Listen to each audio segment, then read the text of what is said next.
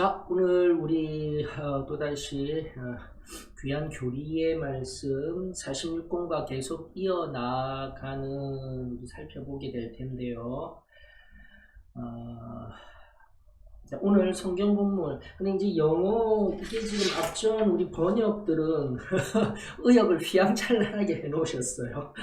자, 그런데 우리 영어 원문에 keep on이에요. 계속해서 지속하다 또는 계속 이어져 나가는. 그래서 저는 좀 더 능동적인 계속 이어나가는 이라고 번역하여서 또 직접적인 의미 그대로 자꾸 해석하여서 사용하려고 노력 중입니다. 그래서 keeping on이라는 또 우리 사도의 신앙교회 원문에 의한 오늘 46권과 또 사도행전의 말씀을 통하여서 우리 승리의 삶을 살아가기 위한 가장 중요한 마지막 세 번째 은혜가 무엇이며 또 그 은혜에 의하여서 내가 어떻게 계속 승리의 삶을 살아가는지 세 가지의 방법, 그리고 마지막 우리 한 사람의 귀한 고백과 그 삶의 모든 여정을 살핀 연후에 그렇게 모든 것들을 마무리하면서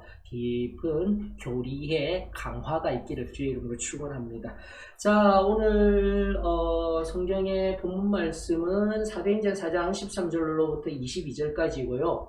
보조성구는 욥기 23장 10절로 12절, 시편 119편 30절, 30절에서 32절까지, 이사야 30장 21절입니다. 보조성구들은 여러분들이 한번 찾아봐 주시고요. 오늘 본문의 말씀 사도행전 4장 13절로부터 22절까지의 말씀입니다. 그들이 베드로와 요한이 담대하게 말함을 보고 그들을 본래 학문 없는 범인으로 알았다가 이상히 여기며 또 전에 예수와 함께 있던 줄도 알고 또 병 나은 사람이 그들과 함께 서 있는 것을 보고 비난할 말이 없는지라 명하여 공회에서 나가라 하고 서로 의논하여 이르되 이 사람들을 어떻게 할까? 그들로 말미암아 유명한 표적 나타난 것이 예루살렘에 사는 모든 사람에게 알려졌으니 우리도 부인할 수 없는지라. 이것이 민간에 더 퍼지지 못하게 그들을 위협하여 이후에는 이 이름으로 아무에게도 말하지 말게 하자 하고 그들을 불러 경고하여 도무지 예수의 이름으로 말하지도 말고 가르치지도 말라 하니 베드로와 요한이 대답하여 이르되 하나님 앞에서 너희의 말을 듣는 것이 하나님의 말씀을 듣는 것보다 옳은가 판단하라. 우리는 보고 들은 것을 말하지 아니할 수 없다 하니 관리들이 백성들 때문에 그들을 어떻게 처벌할지 방법을 찾지 못하고 다시 위협하여 놓아 주었으니 이는 모든 사람이 그 된 일을 보고 하나님께 영광을 돌림이라. 이 표적으로 병 나은 사람은 40여 세나 되었더라. 아멘. 자, 오늘 우리가 잘 아는 말씀은 사도행전에 있는 베드로와 요한이 공회에 붙들려 그들이 담대하게 하나님의 말씀을 계속적으로 전할 것이다 라는 그 담대한 고백 우리가 알 수가 있습니다. 내용은 우리가 좀 더 깊이 있게 질문과 함께 답을 하면서 살필 수 있기를 원하고요. 오늘 우리 요절은 사도행전 4장 20절에 우리는 보고 들은 것을 말하지 아니할 수 없다 하니 아멘.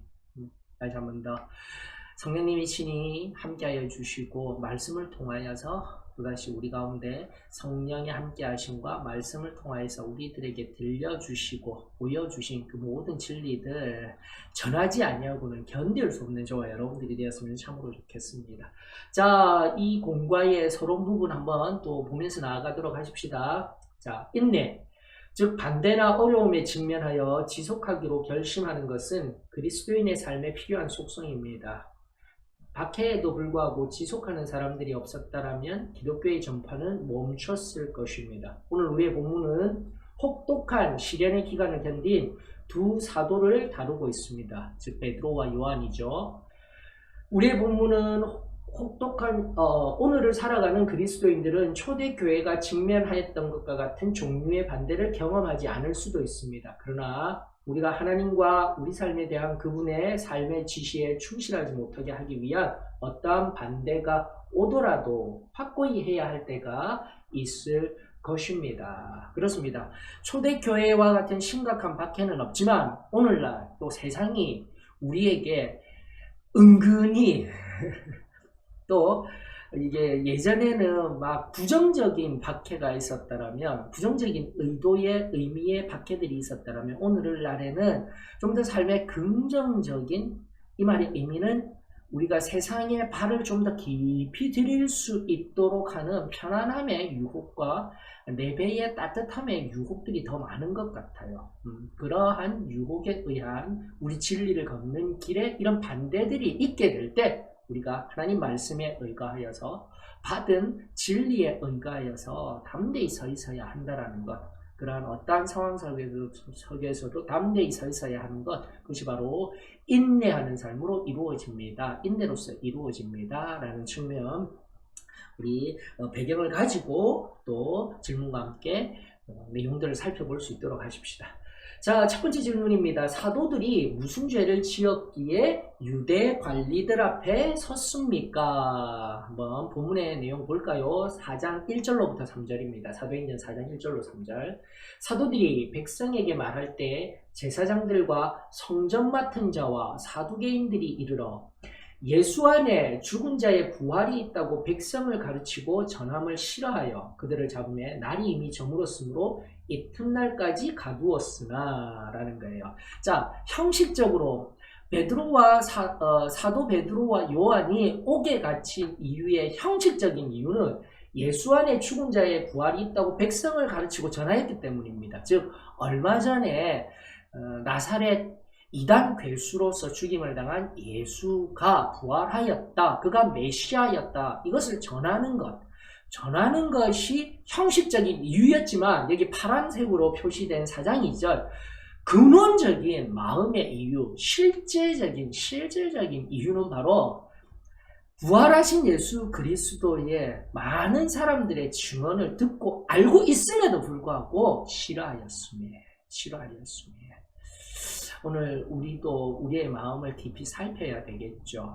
형식적으로 그저 드러내놓는 진리에 의한 우리의 모습이 아닌 실제적으로 우리 마음 깊은 곳으로부터 우리는 어떠한 진리에 붙들려 살아가고 있는지, 바로 그 진리에 붙들려 어떠한 박해와 반대 속에서도 인내하며 나아갈 수 있는지 우리 자신을 점검하며 나아갈 수 있는 귀한 본문의 시작입니다. 바로 그 이유는 예수 안에 죽은 자의 부활이 있다고 백성을 가르치는 그 전함을, 이 형식적인 것을 그 모든 제사장들과 사두개인들이 싫어하였기 때문에 그러하다라는 것입니다. 자, 우리의 교리적 대답 한번 볼까요? 지금까지 설명한 그대로입니다. 베드로와 요한은 그들이 예수 안에 죽은 자의 부활이 있다는 것을 가르친 것 외에는 아무런 죄도 저지르지 아니하였습니다. 자, 그런데 사도행전 3장 2절을 보게 되면, 사도행전 3장 2절입니다. 예수 그리스도를 믿는 믿음을 통해 나면서 못 걷게 되는 이가 있었어요. 자, 여기 예전에 성경에는 개역 한글역에서는 안진뱅이로 제가 기억하고 있습니다. 근데 요즘 그런 용어 쓰면은 안 돼요.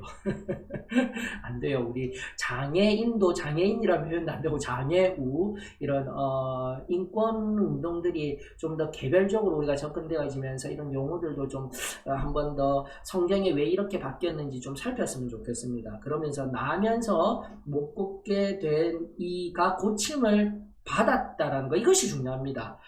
이게 왜 중요하냐면은 사도들이 사람들에게 예수님에 대해, 즉 예수님이 부활하셨으며 메시아가 되어 주셨다라는 예수님에 관한 이 복음을 전할 수 있는 기회가 주어졌다라는 거예요. 중요합니다. 이 질문의 대답. 다시 한번 1번의 질문. 사도들이 무슨 죄를 지었기에 유대 관리들 앞에 섰습니까? 죄를 지어서 법정에 선 것이 중요한 것이 아니라 그 말씀을 증거하고 있는 그 죄를 지어서 법정에 쓰는 것까지도 이슈가 되어서, 즉 박해조차도 사용하시며 우리가 이유 없이 우리의 삶의 정황에 일어나는 이유 없는 악까지도 하나님이 알고 계신다라는 것. 그리고 그것을 사용하여 하나님의 그 놀라운 진리를 드러내신다라는 좀 더 확장된 의미의 성경적 교훈들을 우리가 발견할 수 있었으면 좋겠습니다. 다시 한 번 더, 나면서 걷지 못하였던 이가 이를 일으켜 세운 성전 미문가에 앉아 있었던 안진뱅이라는 우리의 관념적으로 알고 있는 그 내용의 사건을 통하여서 이 놀라운 일들이 증거되고 있다는 거, 포괄적으로 좀 종합적으로 살필 수 있는 이해가 필요합니다. 자, 그러면서 교리적인 우리의 대답은 계속해서 이야기를 합니다. 통치자들은 그리스도를 십자가에 못 박은 사람들이었기 때문에 그분이 부활하셨고 실제로 메시아가 되셨다는 어떠한 설교도 그만두게 하고 싶어 했습니다. 이것이 교리적인 대답입니다. 라는 거 기억하며 두 번째 질문 보십시다. 자, 사도들이 항상 그처럼 담대했던 것은 아니었습니다. 베드로는 주님을 모른다고 부인하였고, 다른 사람들은 예수님이 대제사장에게 체포되실 때 도망쳤습니다. 예수님이 부활하신 후에도 그들은 그리스도의 대의를 전하기는커녕 물고기 잡으러 갔습니다. 그런데 무엇이 이러한 사람들로 하여금 중요하죠. 지금 그리스도를 위해 그토록 강력하게 말하도록 강권하는 것일까요? 우리 잘 알고 있는 사도행전 1장 8절, 구원받고 성결함 받은 심령 위에 물 붓듯이 부어지는 그 놀라운 세 번째 은혜, 그 완전한 사역으로서의 그 은혜, 십자가 사역으로서의 그 은혜, 저 여러분들에게 새롭게 이해되어지기를 원합니다. 자, 사도행전 1장 8절에 있는 말씀 한번 볼까요? 오직 성령이 너희에게 임하시면, 바로 이 부분이죠. 성령이 너희에게 임하시면, 사도행전 2장에 실제 사건이 되어졌던 그 오순절날 마가의 다락방에 임한 성령의 충만한 임재.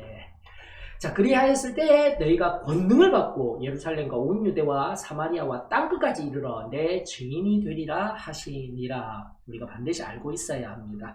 자, 그러면서 우리 교리가 말하는 대답 한번 들어볼까요? 오순절에 제자들이 성령 충만을 받은 후 그들은 본격적으로 복음을 선포하고 그리스도를 위해 확고히 서기 시작하였습니다. 라는 거예요.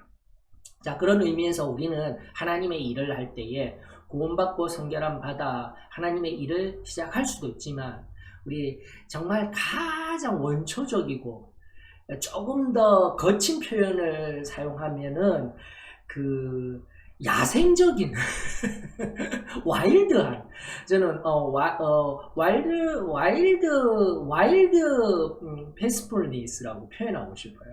그렇게 이제 좀 거칠지만은 진짜 원초적이고 활동적인, 능동적인 그런 신앙을 가질 수 있는 방법론으로서 다시 한번 구원, 성결, 성령 침례를 간절히 강구해야 돼요. 간절히 강구해야 돼요. 물론 저 개인적으로는 지금도 우리 부족한 사도의 신앙교회의 말씀의 부족과 이런 교리적인 세밀한 조직화들이 부족하기 때문에 지금 노력 중에 있습니다만, 그리고 중요성을 강조하고 있습니다만, 첫째는 체험입니다, 여러분들. 종교적인 체험이 중요한 거예요. 또 종교적인 체험이라는 것은 이건 보편적인 상식의 용어이지만, 다시 한번 우리 신앙 안에서도 구원, 성결, 성령 침례, 그 깊은 은혜를 통하여서 또 말씀에 근거한 성령에 붙들려야 하나님의 일하심 뿐만 아니라 신앙의 걸음을 나아가기에 넉넉한 승리가 주어진다. 이것을 잊지 아니하였으면 좋겠습니다. 그 원초적이고 야생적인 처음의 신앙으로 우리가 새롭게 늘 강구하며 나아갔으면 참으로 좋겠습니다. 자, 그러면서 성령 침례를 다시 한 번 더 받는 것을 중요하게 여겨야 한다고 같이 토론하기를 원하는 이번 질문에 대한 교리적 가르침이 있습니다. 나아가 성령의 공적 사역들, 위로, 가르침, 인도, 그 다음 권능 부여 등을 각각 고려하면서 우리가 지금도 이제 이 제목이죠. 계속된 신앙생활을 하도록, 우리가 너무 시점에 구원, 성결, 성령 침례라는 시점의 은혜를 강조하다 보니 지금 여기에 성결의 신앙을 살아가는 것을 간과하는 과거의 오류들이 적잖이 있었어요. 자, 그러나 오늘 다시 한 번 더 우리의 교리의 가르침도 마찬가지입니다. 바로 이러한 성령 침례 이후 성령의 공적 사역들, 다시 한 번 더 위로, 가르침, 인도, 그리고 계속 부어지는 그 권능의 부여 같은 것들이 있겠죠. 이런 것들이 오늘날 우리가 계속 이어져 나가는 이 신앙의 걸음을 위해 어떻게 강화하고 이것들이 또다시 우리들에게 격려되어지는지 한번 서로 간에 토론해 보라고 권면하고 있습니다. 개인적으로 묵상하면서 다시 한번 더 용어를 정리할게요. 성령의 공적 사역들, 위로, 가르침, 인도, 권능 부여 등을 고려하여 이 각각이 어떻게 그리스도인들에게 계속 이어나가도록 강화하고 격려하는지 우리 개인적인 깊은 묵상의 자리로 들어가 살펴보았으면 좋겠습니다. 자, 세 번째 질문 보십시다. 베드로와 요한이 예수의 이름으로 말하지도 가르치지도 말라는 명령을 받았을 때 당국은 이들이 어떠한 반응을 할 것으로 예상하였습니까? 하였을 때 성경을 통해서 알 수 있는 진실은, 그리고 나아가 우리의 교리적 가르침은 당국은 아마도 그들의 지시를 따를 것으로 가정하였을 것입니다. 인문적인 관점에서 바라볼 때 사도들이 하나님을 위한 설교와 사역을 중단하는 것이 더 쉽고 더 안전하였을 수도 있을 텐데, 그럼에도 불구하고 그들은 하나님의 명령을 자신의 삶과 동일하게 여겼던 것이죠. 그리고 나서 순종함으로 인내하였습니다 라는 대답을 할 수가 있는 거예요. 너무 놀랍습니다. 다시 한 번 더, 순종함으로 인내하였습니다. 하나님의 말씀을 꼭 붙들며, 그 말씀을 꼭 붙든다라는 의미가 내 마음대로 하는 것이 아니라 그대로 순종하며 인내하였습니다. 이것이 오늘날 저와 여러분들의 세상의 반대, 곧 우리의 좁은 길의 걸음, 승리하는 삶의 걸음을 걸어 나아갈 때에 다시 한 번 더 우리로 승리케 하는, 계속 이어 나아가는 걸음을 걸을 수 있는 참된 능력이 되었으면 좋겠습니다. 자, 우리 교리가 이야기하는 말씀들을 하나하나 설명하는 구절이 있는데, 먼저 요한복음 21장 17절을 한번 보십시다. 이 방금 끄집어낸 질문과 함께하여 좀 더 생각해 볼 만한 문제. 요한복음 21장 17절. 세 번째 이르시되 요한의 아들 시몬아 내가 나를 사랑하느냐 하시니, 주께서 세 번째 내가 나를 사랑하느냐 하심으로 베드로가 근심하여 이르되 주님 모든 것을 아시오매 내가 주님을 사랑하는 줄을 주님께서 아시나이다. 예수께서 이르시되 내 양을 먹이라. 내 양을 먹이라. 사랑하는 성도 여러분, 비단 저 목회자인 저뿐만 아니라 비단 여러분들도 여러분들의 삶 속에서 다시 한번 내 자녀에게, 그리고 그 누군가, 내가 정말 하나님 앞에 하나님의 이 구원의 은혜를 경험하게 하기 위한 나의 사랑하는 가족, 친지, 이웃, 그 모든 사람들을 위한 하나님의 말씀을 온전히 먹이기 위하여서 바로 그분의 명령에 베드로가 지금 여기에 연결되어진 공회에 붙들린 상태 속에서도 끊임없이 하나님의 말씀을 선포하고 드러내기 위하여서 그 노력과 행함을 필요로 하고 있습니다 라는 답을 얻을 수가 있는 거예요. 다시 한 번 더 하나님 앞에 묵묵히 겸손히 나아가는 은혜 저와 여러분들에게 있기를 원하며, 그런데 인내가 수동적인 어떤 행위라고 생각할 수도 있지만, 지금 이 3번을 통하여서, 그리고 지금 이 요한복음 21장 17절, 그리고 지금도 사도행전 4장에 근거한 베드로의 삶의 모습, 즉 성령에 붙들려서 그가 행한 모습들을 통하여서 인내는 수동적인 행위를 넘어선, 다시 한 번 더 순종의 자리로 나아가는 능동의 의미도 있다는 것을 기억하셔야 한다는 겁니다. 이게 교리적 가르침이에요, 여러분들. 다시 한 번 더, 이 말의 의미가 뭐냐면 내가 인내해야지 하면서 가만히 있는 것이 아니라 그 인내를 이루기 위하여서 하나님이 나에게 맡겨주신 사명을 끝까지 묵묵히 감내하며 나아가는 것이 인내다. 능동적인 적극적인 신앙의 걸음, 그 박해와 반대 속에서도 인내로서 순종하며 나아가는 것, 적극적인 행위가 바로 인내에 포함된 의미다라는 것을 우리 교리에서 끄집어 올릴 수 있어야 합니다. 다시 한 번 더 이것을 좀 더 명확히 정리하여서 베드로의 삶을 통해서 온전히 저와 여러분들에게 오늘 깊이 심장에 박혀서 인내가 수동적인 것뿐만이 아니라 능동적입니다. 계속해서 강조합니다. 그런 인내를 우리가 바로 알 수 있기를 주의 이름으로 축원합니다. 그러면서 교리는 하나의 말씀을 더 이야기합니다. 마태복음 28장 19절 바로 Great Commission이라고 하고 있는 대사명입니다. 우리가 인내로서 죄로부터 승리합니다 할 때에 바로 그 인내가 지금까지 교리가 이야기하였던 능동적인 행위를 동반한다면 바로 이 말씀 앞에 우리는 복음 앞에 나아가야 합니다. 사실 지금도요 이 과의 흐름이 오늘 46과이지만 45가 제가 지난주 우리 그 교육자들의 웨비나 때문에 45과를 못하였지만 45과의 내용은 전도해야 한다는 것입니다. 여러분들 다시 한 번 더 전도하는 것이 필요한 것이 아니라 그리스도인의 삶의 모습입니다. 45과를 여러분들이 다시 한 번 더 찾아서 눈여겨보기를 원하고 오늘 46과 계속 이어나가는 삶의 우리 마태복음 28장 19절에 의거된 Great Commission 대사명 예수 그리스도의 그 대사명이라고 여기는 그러므로 너희는 가서 모든 민족으로 제자를 삼아 이 제자를 삼아가 주동사입니다. 주동사. 자 그럼 우리가 참조로서 28장 18절에서 20절까지의 말씀을 그냥 그렇게 예수님의 대사명으로 알고 있는데 자 이제 참조로서 한번 보도록 하십시다.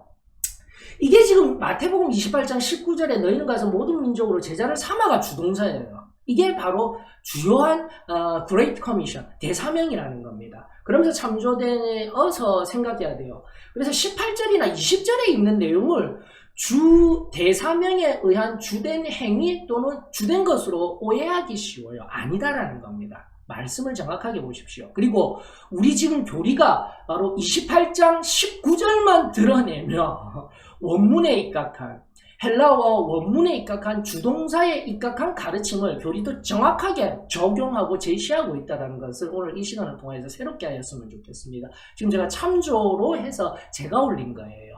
우리가 익히 알고 있는 28장 18절로부터 20절까지 그리고 18절과 20절에 속한 것들 다 좋아. 하나님의 말씀이니까 다 중요해요. 그러나 이 말씀의 맥락 속에서의 대사명이라고 우리가 알고 있는 것은 바로 제자를 삼아야 된다. 제자를 삼는다는 것은 시점으로부터 시간이 필요합니다. 계속되어져서 오늘 여기에서의 가르침과 그리고 삶의 능동적이 계속 이어져 나가는이라는 오늘의 주제와 타이틀과 제목에 연결되어져 있는 교리적인 가르침이 있다는 거 꼭 기억할 수 있기를 원합니다. 반드시 이 말씀들 참조해 주셨으면 좋겠습니다. 자 그러면서 네 번째 질문 넘어가도록 하십시다. 사도들은 예수의 이름으로 말하지 말라는 못합니다. 저도 체크해 둘게요. 사도들은 예수의 이름으로 말하지 말라는 공의회의 명령을 받았을 때 어떻게 반응하였습니까? 사도들이 말한 것은 의미를 그들의 행동으로 보여준 것을 사도행전의 다음 장, 즉 5장이죠. 오늘 4장이 본문이기 때문에 다음 장 5장 특별히 사도행전 5장 12절로부터 29절을 보면서 찾으라고 하는데 이것은 교리가 간단하게 이야기를 합니다. 사도들은 사람보다 주님의 말씀에 귀 기울이며 보고 들은 것을 말하지 않을 수 없다고 대답하였습니다. 오늘 본문 속에도 있고요. 그 다음 장 사도행전 5장 12절로부터 29절을 눈여겨보시면서 그들이 감옥에 갇혔음에도 불구하고 또 갇혀요. 또 갇혀요. 다시 한 번 더 가르치지 말라고 했는데 어떻게 우리가 말씀을 전할 수 없습니까? 하면서 또 잡혀 들어왔을 때 감옥에 갇혔을지라도 매를 맞을지라도 하나님의 말씀을 증거해야 된다. 증거해야 된다. 다시 한 번 더 우리의 삶을 뒤돌아보며 성령의 놀라운 침례를 주시고 또다시 성령에 붙들려서 주님께 받은 은혜 그리고 주님의 이 대사명 그대로 세상에 나아가 제자 삼을 수 있는 하나님의 말씀을 전하고 가르치는 사역에 헌신하며 또다시 삶으로 우리 주님을 증거하는 이 귀한 승리하는 복음과 승리하는 삶의 놀라운 진리가, 은혜가 저와 여러분들을 통해 계속 이어져 나아가기를 주의 이름으로 축원합니다. 자, 5번째 질문입니다. 구약 성경에서 우리는 베드로와 요한처럼 실제적, 육체적 역경에도 불구하고 하나님께 매달리기로 결심한 다른 사람들에 관해 읽었습니다. 일단 보조성구에 나왔던 욥에 관한 이야기죠. 먼저 욥이 당한 환난을 요약 검토하십시오. 욥기서 1장 13절에서 19장 2장 7절. 일단은 욥에 관해서는 우리가 익히 잘 알고 있습니다. 욥에게는 많은 재물과 또 자녀들, 가진 것들이 많이 있었지만 한순간에 다 상실해버린 것 여러분들 알고 계시죠? 자, 지금은 시간이 없어서 그것까지는 다 찾을 수 없지만 다시 한번 욥기서 1장으로부터 2장 7절까지 한번 보시면서 살펴보셨으면 좋겠습니다. 또한 욥이 이러한 상황에서 하나님을 신뢰하였음을 증명한 욥기 23장 8절로부터 11절을 통해 한번 그 증명을 찾아보십시오라는 것에 대한 답입니다. 자, 욥기 23장 11절만 봐도 그 답이 나와 있습니다. 그리고 오늘 이 공과의 보조요절입니다. 보조요절. 욥기 23장 11절 먼저 보십시다. 내 발이 그의 걸음을 바로 따랐으며 내가 그의 길을 지켜 치우치지 아니하였다라는 거예요. 즉 그러면서 교리적 가르침은 욥이 그에게 닥친 모든 시련 속에서 변함없는 굳건함을 유지하였음을 보여줍니다. 자, 우리 중 욥에게 닥친 이 모든 상실을 경험한 사람은 또 거의 없겠지만 그럼에도 불구하고 우리의 삶 속에 의심의 여지 없이 자신이 아는 한 엄격한 시험을 통과하여 참됨을 입증한 사람들에게 인용하실 수 있으셔야 합니다. 나 자신의 삶의 경험이 될 수도 있고요. 또 누군가의 경험이 될 수도 있습니다.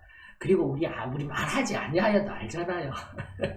우리가 이 믿음의 걸음을 걸어가기 위해 어떠한 좁은 길의 삶을 살아왔는지 나 자신의 그 삶의 한 사건을 떠올려보며 또다시 간증이라는 방법으로 세상을 향해 증가하는 저와 여러분들이 되어지기를 원하며 또 누군가의 삶의 그 아름다운 모습, 욥과 같은 그 고난 속에서도 믿음을 지켜나갔던, 예를 들면 우리 초기에 정말 머리채 쥐어뜯겨 가면서도 주님 오실 그때를 기다리며 희고 흰 세마포 옷과 같은 하얀 옷, 자다가 우리 주님 만날 수 없어서 혹시라도 잠이 들었을 때 우리 주님 오실까 하며 단정한, 옷차림부터 단정하여 하나님 앞에 나아가고자 하였던, 비난받았던, 광신이라 비난받았던 그 모든 순전한 우리의 한 삶의 걸음들, 행동들, 그 원초적이고 야성적인 그 신앙의 회복이 저와 여러분들에게 있기를 원합니다. 우리 다 있어요. 자, 그러면서 지금 일단 네 번째 질문으로부터 답변까지 교리는 일단 사도행전 4장에 근거하여서 내용에 충실하였다면 또다시 한 단어에 집착하게 합니다. 무슨 단어냐면 붙잡다라는 거예요. 홀딩 온이라고 되어 있습니다. 영어 원문에는 일단 keeping on이라고 되어져 있는 계속 되어진 오늘 현재 여기에 계속 이어져 나가는 승리의 삶을 이야기할 때에 무언가를 붙잡는다라는 개념이 정말 중요하다라는 것이죠. 그러면서 우리 시대에 무언가를 붙잡아야 된다라는 그 의미가 무엇인지 욥처럼 다시 한 번 더 내 발의 걸음이 내 길이 절대 치우쳐지지 아니하고 그대로 고정길로 나아갔습니다 하면서 무언가를 꼭 붙잡는다라는 개념의 질문들, 제가 계속 얘기합니다. 귀납적으로 나아간다라는 거. 1, 2, 3, 4, 5, 6 이렇게 함께 계속 더하여져서 내용들로 채워져 나가는 것이 우리 지금 그 208주 공과의 방법론이에요. 그렇게 나가야 합니다. 자, 그런 의미에서 5번, 6번은 바로 붙잡는다라는, 무언가를 붙잡아야 한다라는 개념으로 지금 다음 계단을 밟아 나간다는 것입니다. 그러면서 6번의 질문과 함께 우리가 답을 한번 가져보도록 하십시다. 자, 6번의 질문입니다. 시편 119편 30절 31절을 읽으십시오. 먼저 읽어보십시다. 시편 119편 30절 내가 성실한 길을 택하고 주의 규례들을 내 앞에 두었나이다. 내가 주의 증거들에 매달려 싸우니 여호와여 내가 수치를 당하지 말게 하옵소서 하면서 또 질문 앞으로 나아가서요. 내가 주의 증거들에 매달려 싸우니 라는 말씀의 뜻이 무엇을 의미한다고 생각하십니까? 하면서 이렇게 계속 1, 2, 3, 4, 5, 6번까지 오면서 생각의 확장들과 연결성이 있다는 거 계속 강조합니다. 이렇게 지금 우리 공과 공부를 해야 합니다. 자, 그러면서 우리 6번에 대한 이 질문에 대한 우리 교리적 대답은 일단은 먼저 이 말씀을 깊이 우리가 서로 묵상해 보아야 합니다. 깊이 살펴보아야 합니다. 그러면서 계속 유지한다, 계속 붙들다라는 의미가 무엇인지 개별적인 정의를 내려볼 수 있도록 각자에게 답을 요구하고 있어요. 계속 유지한다라는 의미가 그리스도인에게 왜 이토록 중요한지 초점을 맞출 수 있도록 우리의 공간은 오늘 이 공간은 우리들에게 깊은 묵상의 자리로 들어가게 한다는 것입니다. 다시 한 번 더 결국은 무언가를 붙들어야 된다는 거예요. 무언가를 해야 된다는 거예요. 그러면서 7, 8, 9번에 방법 3가지가 나오는 겁니다. 방법 3가지. 자, 이렇게 보셔야 됩니다. 1번부터 4번까지 다시 한 번 더 이 공과의 제목에 의한 계속 이어지는 오늘날 삶의 모습 속 그것이 예로 되어진 사도, 두 사도 베드로와 요한의 사도행전 4장의 내용을 근거로 하여서 예가 등장하였다면 다시 한번 5번, 6번을 통하여서 계속 이어지기 위하여서 뭔가를 붙들어야 한다는 것. 뭔가를 붙들어야 한다는 데 붙드는 세 가지가 7, 8, 9번을 통하여서 이제 우리들에게 더욱더 구체화되도록 만든다는 것이죠. 자, 그러면서 초점을 가지게 한 질문이었다라는 것. 그러면서 시편 119편 30절, 31절 보면서 뭐 얘기하지 않아도 1번 뭔 줄 아시죠? 말씀입니다, 여러분들. 119편 31절 내가 주의 증거들에 매달렸으니 여기서 증거들이라 하면 하나님의 말씀, 기록된 말씀, 계시된 말씀, 선포된 말씀의 증거들을 가지고 꼭 붙든다라는 의미로서 7번의 질문이 시작되는 겁니다. 자, 그런 관점에서 다시 한번 7, 8, 9번에 우리가 계속 이어질 수 있는 그리고 계속 붙들 수 있는 그 무언가 3가지가 무엇인지 이 관점에서 또 질문과 답을 바라보면서 교리의 내용을 바로 성경에 이 충실한 교리 그리고 진리에 또 깊은 데로 나아가십시다. 7번입니다. 질문. 그리스도인의 걸음을 계속 유지하기 위해서는 하나님께서 우리에게 무엇을 원하시는지 우리가 아는 것이 중요합니다. 하나님의 말씀을 연구할 필요성이 있다는 거예요. 즉 하나님의 말씀을 그저 설교를 듣는다든지 단편적인 하나의 말씀을 안다든지 아니면 성경 66권의 말씀 속에서 전체적인 이해의 맥락과 또 개론적인 이해 또 나아가 여러 가지 연구되어지고 평생에 내 속에 계속 읊조리듯이 계속 되새김질을 하듯이 묵상하는 그런 말씀에 의한 경건의 훈련들이 그런 말씀들이 있어야 된다. 훈련이 있어야 된다. 그 중요성을 사도의 신앙교회는 먼저 말씀의 중요성을 이야기하고 있었다. 오늘 여기에 삶에 계속 이어지는 승리의 삶을 위하여서 여러분 중요합니다. 중요합니다. 다시 한 번 더 우리의 교리가 재해석되어지고 다시 한 번 더 우리의 가르침이 어떠하였는지 오늘 이 시간들을 통하여서 바르게 정립하는 저와 여러분들이 되었으면 좋겠습니다. 그러면서 하나님의 말씀을 연구할 필요성을 일깨워주는 한 구절의 말씀이 디모데후서 2장 15절입니다. 그리고 나아가 이 중요성을 일깨워주는 또 다른 말씀의 구절을 한번 찾아보십시다. 자, 디모데후서 2장 15절 이렇게 이야기합니다. 너는 진리의 말씀을 옳게 분별하며 부끄러울 것이 없는 일꾼으로 인정된 자로 자신을 하나님 앞에 드리기를 힘쓰라. 그러면서 7번 질문에 대한 교리적 대답. 첫 번째, 계속 이어지기 위하여서 붙들어야 할 첫 번째 방법. 무엇입니까? 하나님의 말씀을 꼭 붙들어야 한다. 하나님의 말씀의 진리를 아는 것이 중요하다라고 말하고 있습니다. 하나님의 말씀을 배우려고 하지 않는 사람들은 오류에 빠지고 목표를 놓칠 가능성이 매우 높습니다. 라는 거예요. 일단 제가 설교에 종종 인용하는 우리가 정말 하나님의 은혜에 의하여서 성령에 붙들려서 성령에 의하여서 이 걸음을 걸었지만 다시 한 번 더 명확하게 정확하게 걷기 위하여서 말씀에 의한 성령의 인도하심을 우리가 경험해야 됩니다. 자, 그렇게 하기 위해서는 반드시 통합적인 말씀에 의해 나아가 말씀 한마디 한마디의 깊은 교훈들의 끊임없는 연구와 묵상이 필요합니다. 이것을 교리는 반드시 권면하고 있었다는 것을 기억하십시다. 자, 또다시 강조합니다. 하나님의 말씀을 배우려고 하지 않는 사람들은 오류에 빠지고 목표를 놓칠 가능성이 매우 높습니다. 그러면서 하나님의 말씀을 연구하는 것의 중요성과 관련하여 언급할 수 있는 다른 성경 구절들은 시편 37편 31절.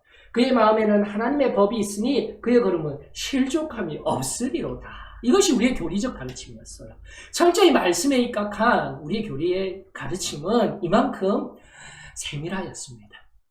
다시 한 번 더 우리가 오류를 범할 수 있습니다. 계속 이어져 나아가는 걸음 가운데 오류를 범할 수 있을 때 제일 처음에 가장 중요한 방법이 말씀입니다. 말씀, 그것도 깊은 연구입니다.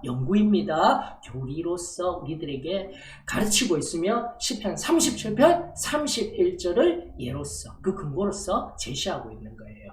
그의 마음에는 하나님의 법이 있으니 그의 걸음은 실족함이 없으리로다. 아멘. 이 말씀이 우리들 심령에 꼭 새겨지기를 주의 이름으로 축원합니다. 요한복음 5장 39절입니다. 너희가 성경에서 영생을 얻는 줄 생각하고 성경을 연구하거니와 이 성경이 곧 내게 대하여 증언하는 것이니라. 지난주 수요 성경 예배로 기억됩니다. 제가 명확하진 않아요. 그러면서 우리가 성경 전체를 이해해야 합니다. 통섭의 시각을 가져야 합니다가 1번이었고요. 창세기부터 계시록까지 전체를 알아야 합니다. 두 번째 제가 어떤 관점을 가져야 된다고 했죠? 구속사의 관점. 즉 예수 그리스도가 십자가에서 자신의 몸을 대신 내어주신 바로 그 구속의 역사로서의 하나님의 말씀의 관점을 가져야 한다는 것이죠. 이것이 바로 요한복음 5장 39절 하나님의 말씀 곳곳에 그리스도가 드러나며 예수님이 드러나며 그분이 하신 일이 나타난다라는 이 관점을 가지고 하나님의 말씀을 보아야 합니다. 이것이 사도의 신앙교의 교리의 관점입니다. 자, 세 번째입니다. 요한복음 8장 31절. 그러므로 예수께서 자기를 믿은 유대인들에게 이르시되 너희가 내 말에 거하면 참으로 내 제자가 되고 한국교회에서 제자훈련 하였기 때문에 그것은 비단 한국교회만의 브랜드이다라고 우리가 이야기할 수 있는데 아니에요. 성경적인 원리입니다. 한국교회의 어느 S교회, 강남에 있는 S교회로부터 시작되어진 브랜드가 아니라 우리 사도의 신앙교회도 가르치기를 바로 이러한 하나하나의 관점을 통하여서 하나하나의 단계를 통하여서 제자를 삼아야 합니다. 시간이 필요합니다. 하나님의 말씀을 깊이 연구하고 하나하나 살펴서 제자가 되어져야 합니다. 이 관점을 계속하여서 견지하고 가르쳤다라는 것 우리가 잊지 말며 다시 처음으로, 다시 복음으로, 다시 우리의 가장 원초적이고 야생적인 그 순전한 신앙함에서 다시 새롭게 하나님의 말씀을 깊고 넓게 그리스도의 장성한 분량에까지 이르기까지 자라나갈 수 있는 우리 사도의 신앙교회, 소망교회 성도들이 되어지기를 주의 이름으로 축원합니다. 자, 그러면서 8번째 질문 한번 보십시다. 8번째 질문. 우리는 우리의 죄를 용서받고 그리스도인의 삶을 시작하기 위해 기도합니다. 두 번째 방법이 등장하네요. 기도입니다. 첫 번째 말씀, 두 번째 그 방법, 기도입니다. 이 길을 고수하기 위해 계속 기도해야 하는 이유는 무엇입니까? 두 번째 방법으로 기도해야 합니다. 기도가 중요합니다. 라는 교리적 가르침과 함께 마태복음 26장 41절은 보십시다. 시험에 들지 않게 깨어 기도하라. 마음에는 원이로되 육신이 약하도다. 그 유명한 말씀을 통해서 기도가 그리스도인이 유혹을 피하는 데 도움이 된다는 것을 알려줍니다. 다시 한번 내 마음에 유혹이 옵니까? 내 입으로 내 행함으로 범죄하기 이전에 그 유혹과 시험 앞에 기도해야 합니다. 이것을 우리들에게 가르쳐주고 있는 거예요.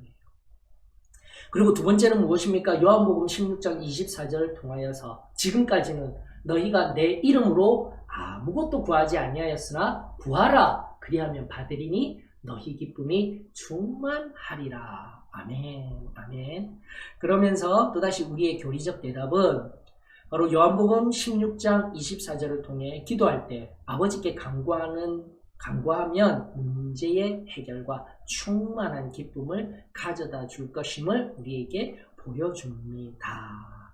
그래서 이러한 각각의 기도의 결과 또 이 내용을 바라보면서 그리스도인들의 확고한 태도를 유지하는 데 어떤 도움이 되는지 지금도 하나님 앞에 기도하며 하나님이 말씀하여 주시고 유혹으로부터 건져주시고 충만한 기쁨으로 채워주시는 그 기도의 단맛, 그 깊은 맛을 계속하여 경험하는 저와 여러분들이 되었으면 참으로 좋겠습니다. 자, 9번째 질문입니다. 우리 그리스도인의 계속 이어나가는 걸음에서 세 번째 방법입니다. 순종입니다. 순종, 즉 말씀, 계시된 말씀, 선포된 말씀, 설교된 말씀, 묵상된 말씀, 그 모든 계시의 차원에서의 말씀과 함께 깊은 연구와 함께 또다시 기도함으로 성령의 내밀한 음성을 듣고 그 모든 것을 통합하여 순종하는 세 번째 방법. 이것이 바로 우리가 계속 이어져 나아가는 이 승리의 걸음을 나아가는 세 번째 마지막 방법입니다. 이것을 기억할 수 있기를 원합니다. 그러면서 순종은 우리에게 이 계속 이어져 나아가는 이 승리의 삶에 어떠한 역할을 합니까? 라는 질문에 다시 한 번 더 우리가 이 순종하게 되면 하나님을 사랑하는 마음을 보여줄 수 있는 가장 중요한 방법이 순종이라는 거예요. 다시 한 번 더 강조합니다. 하나님을 사랑하는 마음을 보여줄 수 있는 가장 중요한 방법이 그분께 순종하는 것이다. 즉 말씀과 성령의 인도함 앞에서 내가 삶의 매 순간 순종하며 나아갈 때에 내가 바로 하나님을 사랑합니다. 이 마음으로부터 정말 하나님을 사랑한다라는 그 심령의 고백, 입술의 고백이 아닌 그 마음이 삶으로 표현되는 것이 바로 순종이다라고 교리는 가르치고 있습니다. 아담과 하와는 순종하지 않음으로 온 인류를 죄에 빠뜨렸습니다. 순종하지 않는 그리스도인은 영원한 생명의 소망도 잃게 됩니다. 라고 교리는 마지막으로 권면합니다. 다시 한 번 더 우리 말씀과 기도에 의한 순종, 나아가 또 우리 질서 앞에 온전히 순종하며 하나님의 기쁨을 이루어 나아가는, 그리고 사단이 순간순간 우리의 하나님을 깨트리려는 그 유혹 앞에서도 온전히 이길 수 있는 저와 여러분들의 한 걸음 한 걸음이 되어지기를 주의 이름으로 축원합니다. 순종하십시다. 자, 마지막 10번째, 제가 처음 시작할 때 이제 한 사람을 소개하면서 마무리를 한다라고 하였습니다. 바로 이러한 성경적인, 그리고 우리가 교리가 성경에 의하여서 강화한 이 모든 것들을 모범적으로 나아간 한 사람이 있으니 바로 사도 바울이에요. 사도 바울. 그러면서 10번째 마지막 질문 속에 사도 바울이 그 모든 삶을 살고 우리들에게 어떤 조언을 하였는지를 질문합니다. 계속 이어나가기, 즉 계속 이 삶 속에서 승리의 삶을 걸어 나아가기를 원하는 사람들에게 바울은 어떠한 좋은 조언을 제공하였습니까? 에베소서 6장 잘 알고 계시죠? 에베소서 6장 10절로부터 17절까지의 말씀, 전신갑주를 취하라. 바로 그거예요. 전신갑주를 취하라. 일단 에베소서 6장 10절에서 17절 시간이 없으므로 여러분들의 눈으로 살펴보시면서요, 그 갑옷과 두구와 방패와 검을 드는 것까지의 그 모든 것을 살펴보면서 그리스도인들이 하나님의 전신갑주를 입으며 또 세상에 사단의 존재와 함께 그 사단의 유혹 속에 싸워야 한다. 싸워야 한다. 가만히 있는 것이 아니라 우리 제일 처음으로 또다시 돌아가 인내라는 이야기를 하면서 인내의 능동적인 행동의 의미를 다시 한 번 더 새롭게 하여 전신갑주를 취하여서 사람하고 싸우는 거 아닙니다. 형제자매하고 싸우는 건 아닙니다. 바로 우리의 대적 마귀에 의한 이 영적 전투를 싸우기 위한 전신갑주를 취하여야 합니다. 이것을 꼭 잊지 않기를 주의 이름으로 축원합니다. 그래서 교리는 계속하여서 우리들에게 권면합니다. 자, 바울 자신이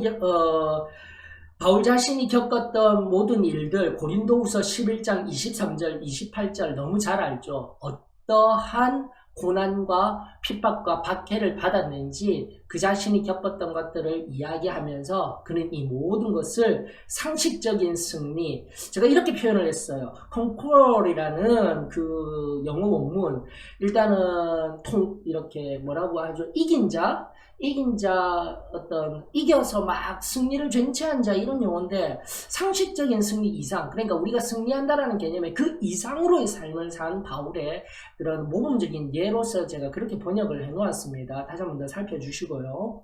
그는 이 모든 것을 상식적인 승리 이상으로 겪었으며 우리가 계속 지키며 이어나간다면 바로 로마서 8장 39절에 근거한 높음이나 기쁨이나 다른 어떤 피조물이라도 우리를 우리 주 그리스도 예수 안에 있는 하나님의 사랑에서 끊을 수 없으리라라는 보증을 주셨습니다. 이렇게 성경은 우리 교리는 권면하면서 계속 이어져 나아가는 승리의 삶을 살아가기를 말하고 있습니다. 자, 말씀을 보면서 우리 이 시간 마무리하였으면 좋겠습니다. 앞서 말씀드렸던 사도 바울이 어떠한 고난을 겪으며 나아갔는지 계속 이어나아가는 은혜의 이유, 다메섹 도상에서 주님을 뜨겁게 만난 이유, 그가 어떠한 삶을 살았는지 고린도후서 11장 23절로 28절까지의 말씀을 통해서 살핀 연후, 그리고 로마서 8장 35절로부터 39절